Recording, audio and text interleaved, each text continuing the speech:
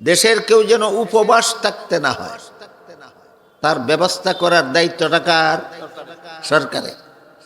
আর এই ব্যবস্থাটা সরকারের কাছে জনগণের প্রাপ্য। তাই খলিফা উমর খলিফা হওয়া মাত্রই আমার দেশের জনগণ ঠিক মতো খাদ্য পাচ্ছে কিনা তদন্ত করার জন্য বের হয়ে গেলেন।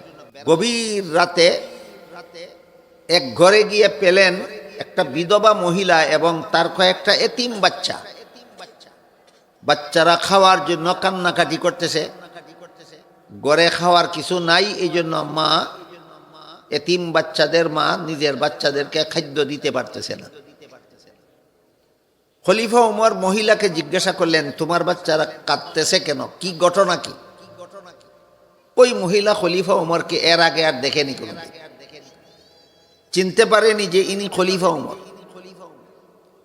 তাই মহিলা খলিফা উমরের প্রশ্নের জবাব না দিয়া আগে বলে, আমি শুনেছি উমর খলিফা হয়েছে, এই উমর খলিফা হওয়ার অযোগ্য। কার কাছে বলে?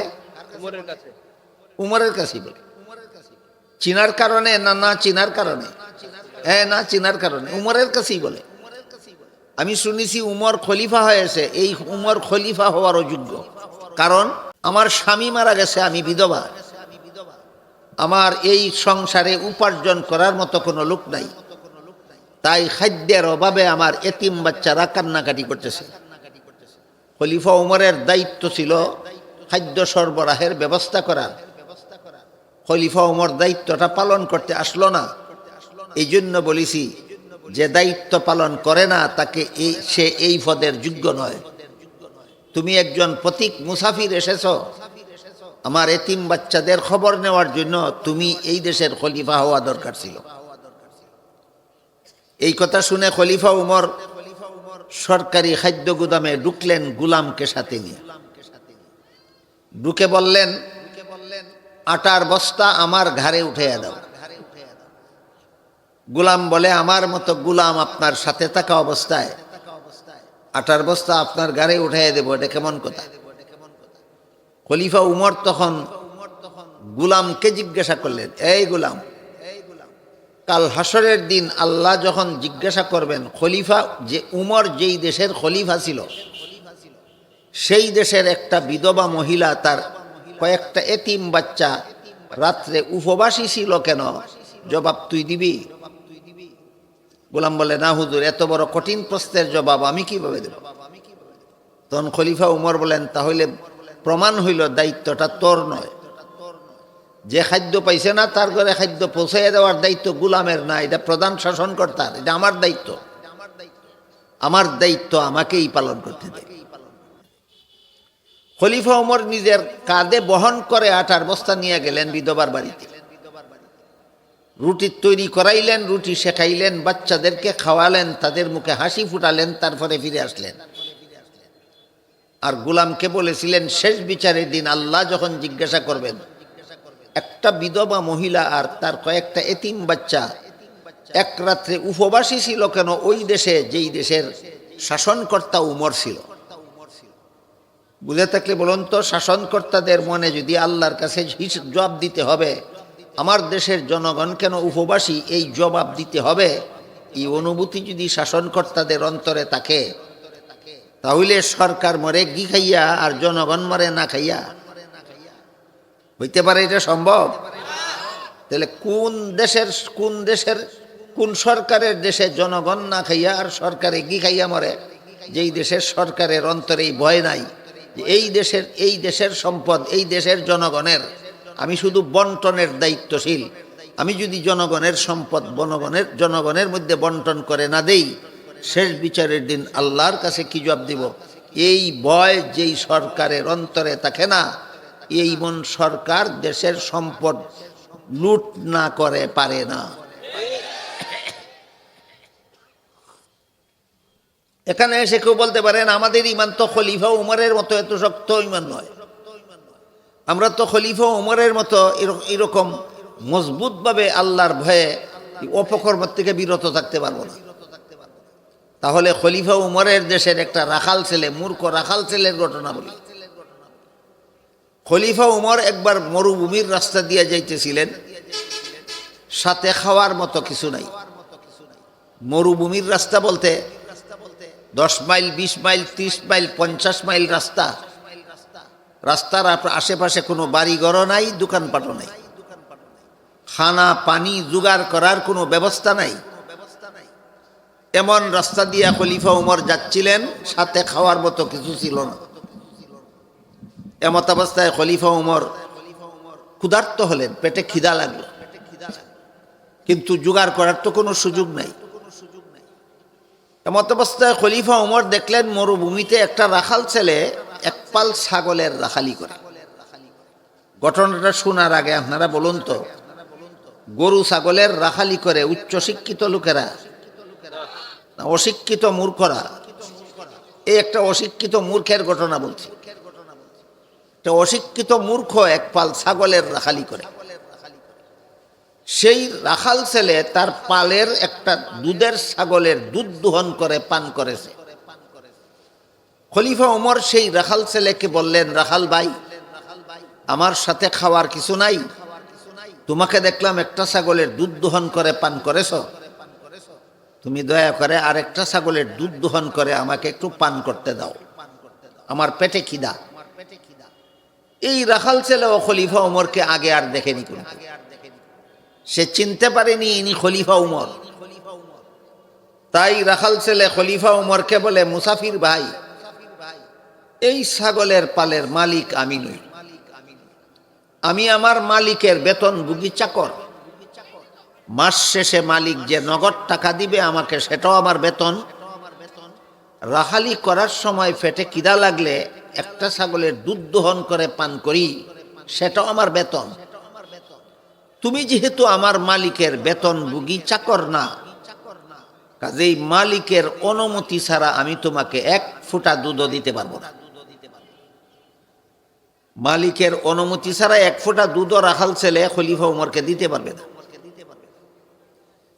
রাখাল ছেলের জবাব শুনে খলিফা উমর ভাবলেন, আমার পেটের খিদা গেলে গেল, না গেলে নাই। আমার দেশের একটা রাখাল ছেলে যে এত বড় আমানতদার, মালিকের অনুমতি ছাড়া মালিকের মাল কাউকে দেয় না, এতেই আমার আত্মা তুষ্ট। কিন্তু সে সত্যই আমানতদার হওয়ার কারণে দিল না, নাকি আমাকে ধোঁকা দেওয়ার জন্য এই কথা বলল, তাকে আমার পরীক্ষা করতে হবে। এবার খলিফা উমর রাখাল ছেলেকে পরীক্ষা করার জন্য বললেন, ঠিক আছে, একটা ছাগলের দুধ যদি আমাকে বিনামূল্যে না দাও, একটা দুধের ছাগল আমার কাছে উচিত মূল্যে বিক্রি করে দাও, এতে আমার একটা উপকার হবে, তোমার একটা উপকার হবে। আমার উপকার এই হবে, ছাগলটা কিনে নিয়ে এক্ষুনি আমি দোহন করে তার দুধ পান করব, আমার পেটের খিদা নিবারণ হবে। আর তোমার উপকার এই হবে, মালিক তোমাকে যা বেতন দেওয়ার তো দিবেই, আর আমার কাছ থেকে একটা ছাগল বিক্রি করে যে মূল্য তুমি পাইলে, এটা তো বেতনের অতিরিক্ত পাইলে, এটা তোমার উপকার।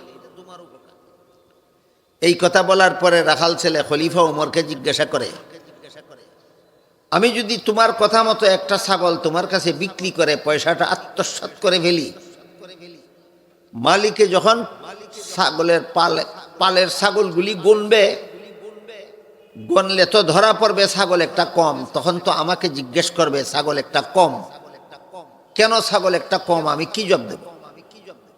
খলিফা উমর রাখাল ছেলেকে বললেন, তুমি জবাব দিও, একটা ছাগল বাঘে ধরে নিয়ে গেছে, বাঘে ছাগল ধরে নিয়ে গেলে রাখাল ছেলের ফিরাবার কোনো ক্ষমতা নাই, কাজেই তোমার বিরুদ্ধে কোনো অভিযোগও চলবে না, কোনো বিচারও চলবে না। এই কথা বলা মাত্র রাখাল ছেলেটা খলিফা উমর চিনে না মুসাফির চিনে? মুসাফির লোকটারে কইল, এই বেটা মুসাফির, দাঁড়া, আমার একটা কথা শুনে যা। আমি আমার মালিকের বিশ্বস্ত চাকর, আমি যদি মালিককে বলি ছাগল একটা বাঘে ধরে নিয়ে গেছে, 100 ভাগ বিশ্বাস করবে, কোনো সন্দেহ করবে না আমাকে। কিন্তু তুই বল, একটা ছাগল তোর কাছে বিক্রি করে পয়সাটা যদি আমি আত্মসাৎ করে ফেলি, মালিকে তো সন্দেহ করবে না, কিন্তু তুই বল, শেষ বিচারের দিন আল্লাহ যখন জিজ্ঞাসা করবেন ছাগলটা কি করছিলি, তখন কি জবাব দিবি? এই লোকটা কি খলিফা উমর ছিল, না ইউসুফ নবী ছিলেন, না একটা অশিক্ষিত রাখাল ছেলে ছিল? একটা অশিক্ষিত রাখাল ছেলের অন্তরেও যদি শেষ বিচারের দিন আল্লাহর কাছে কি ভয় যদি জাগ্রত হয়, কোনো রকমের অপকর্ম একটা রাখাল ছেলের পক্ষেও সম্ভব নয়। আর এই ভয় মানুষের অন্তরে জাগ্রত হওয়ার আর কোনো শিক্ষা দুনিয়াতে নাই, একমাত্র মাদ্রাসা শিক্ষা ছাড়া। দুনিয়াতে যত শিক্ষা আছে, যত রকম শিক্ষা আছে, যত ধরনের শিক্ষা আছে, শেষ বিচারের দিন আল্লাহর কাছে কি জবাব দিব, এই ভয় জাগ্রত করাবার মতো কোনো শিক্ষা দুনিয়াতে নাই, একমাত্র মাদ্রাসা শিক্ষা ছাড়া। এজন্যই শেষ বিচারের ভয় যাদের অন্তরে থাকে না, এরা যত বড় শিক্ষিত হয় তত বড় দুর্নীতিবাজ হয়। তাই দুর্নীতিমুক্ত সমাজ গড়ার জন্য মাদ্রাসা শিক্ষার কোনো বিকল্প নাই। দুর্নীতিমুক্ত সমাজ গড়ার জন্য মাদ্রাসা শিক্ষার কোনো বিকল্প নাই। এখন ব্যাপার হলো, মাদ্রাসায় যারা পড়ে আর যারা পড়ান, যারা পড়ান তারা আলেম, যারা পড়ে তারা কিছুদিন পরে আলেম হবে। এরা মাদ্রাসায় পড়ার কারণে এদের অন্তরে জাগে যে শেষ বিচারের দিন আল্লাহর কাছে কি জবাব দেব। এরা দুর্নীতির থেকে দূরে থাকতে পারে। যারা মাদ্রাসায় পড়েও না, পড়ানো না, এরা সবাই দুর্নীতিবাজ হোক, আপনারা কি চান? তাহলে ওরা কিভাবে দুর্নীতিমুক্ত হবে?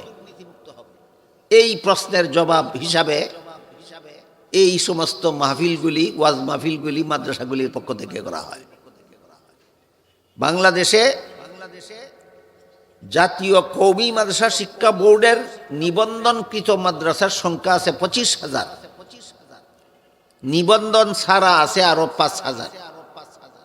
মোট 30,000 কওমি মাদ্রাসা আছে বর্তমান বাংলাদেশে। প্রায় সবগুলি মাদ্রাসার পক্ষ থেকেই বৎসরে কমপক্ষে একটি ওয়াজ মাহফিলের আয়োজন হয়।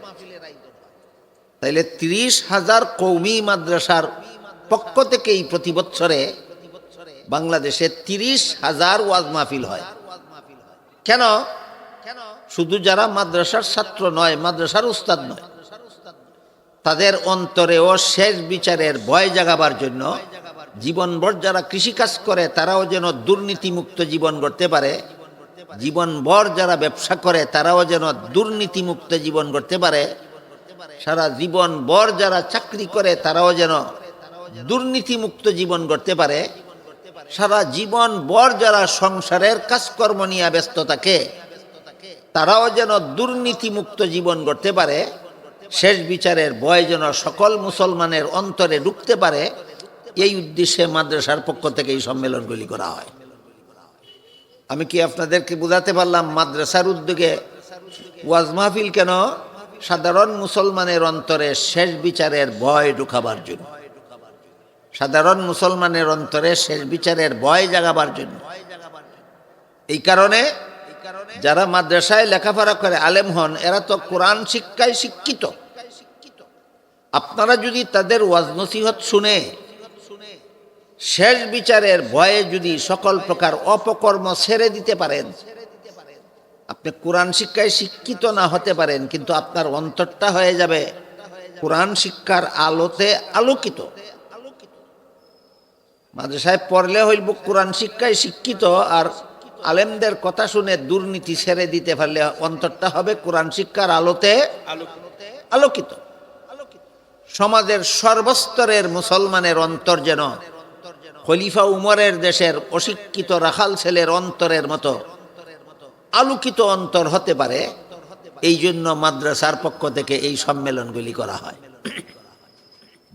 আপনারা যারা আজকে এসেছেন ওয়াজ শোনার জন্য, অতীতেও হয়তো আরো ওয়াজ শুনতে গেছেন, ভবিষ্যতেও আরো ওয়াজ নসিহত শুনতে যাবেন।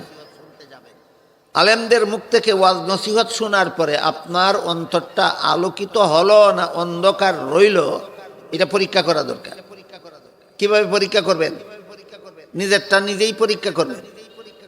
যে কোনো একটা অপকর্মের সুযোগ যখন সামনে আসে, যে কোনো একটা দুর্নীতির সুযোগ যখন সামনে আসে, কোনো একটা জালিয়াতির সুযোগ যখন সামনে আসে, তখন মনকে জিজ্ঞেস করবেন, তুমি কি দুনিয়ার বুক বিলাসে গা ভাসিয়ে দিতে চাও, না শেষ বিচারের ভয়ে অপকর্ম থেকে বিরত থাকতে চাও? মন যদি বলে আমি শেষ বিচারের ভয়ে সকল প্রকার অপকর্ম থেকে বিরত থাকতে চাই, তাহলে আপনার অন্তরটা কোরআন শিক্ষার আলোতে আলোকিত। আর মন যদি বলে পরকালে যা হওয়ার হবে, আগে দুনিয়াটা বুক করে নেই, তাহলে প্রমাণ হয়ে গেল আপনার অন্তর অন্ধকার। আমি কি আপনাদের বুঝাতে পারলাম কার অন্তর অন্ধকার আর কার অন্তর আলোকিত? তাহলে আপনারা কি চান আপনাদের অন্তর অন্ধকার থাকুক না আলোকিত হোক? আলোকিত হোক। অন্তর আপনাদের সর্বস্তরের মুসলমানের অন্তরকে এইভাবে সকল প্রকার অপকর্মের থেকে বিরত থাকার জন্য আল্লাহর কাছে কি জবাব দিব, এই ভয় জাগ্রত করার মাধ্যমে সর্বস্তরের মুসলমানের অন্তরকে আলোকিত করার জন্যই মাদ্রাসার পক্ষ থেকে এই মাহফিলগুলির আয়োজন করা হয়। আল্লাহ আপনাদের আমাদের সবাইকে অন্ধকার অন্তর নিয়ে যেন কবরে যেতে না হয়, আলোকিত অন্তর নিয়ে যেন কবরে যেতে পারি। শেষ বিচারের ভয়ে যেন দুনিয়ার জীবনে সকল প্রকার অপকর্ম, সকল প্রকার গুনার কাজ, সকল প্রকার পাপ থেকে বিরত থাকতে পারি। আল্লাহ আপনাদের আমাদের সবাইকে তৌফিক দান করুন, আমিন। সুবহান রাব্বিকা রাব্বিল ইজ্জাতি আম্মা ইয়াসিফুনা ওয়া সালামুন আলাল মুরসালিন আলহামদুলিল্লাহি রাব্বিল আলামিন।